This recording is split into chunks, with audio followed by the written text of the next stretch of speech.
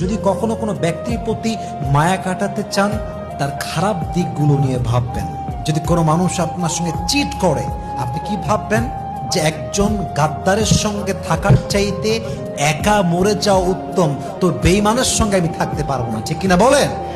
আমি মাঝে মাঝেই বলি, অন্ধের সঙ্গে থাকা যায়, খোড়ার সঙ্গে থাকা যায়, ন্যাংরার সঙ্গে থাকা যায়, লুলার সঙ্গে থাকা যায়, প্রতিবন্ধীর সঙ্গে থাকা যায়, বাট যে মিথ্যাবাদী, যে প্রতারক, যে গাদ্দার, যে বেঈমান, যে নিমক হারাম, তার সঙ্গে থাকা যায় না, ঠিক কিনা বলেন?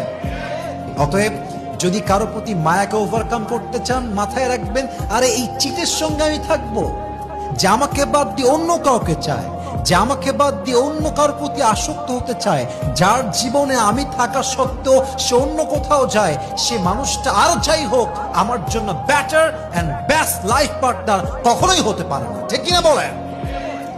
খারাপ গুণ নিয়ে ভাববেন। যদি খারাপগুলো ভাবতে পারেন, দেখবেন যে মায়ার লেভেলটা আস্তে আস্তে কমে যাবে।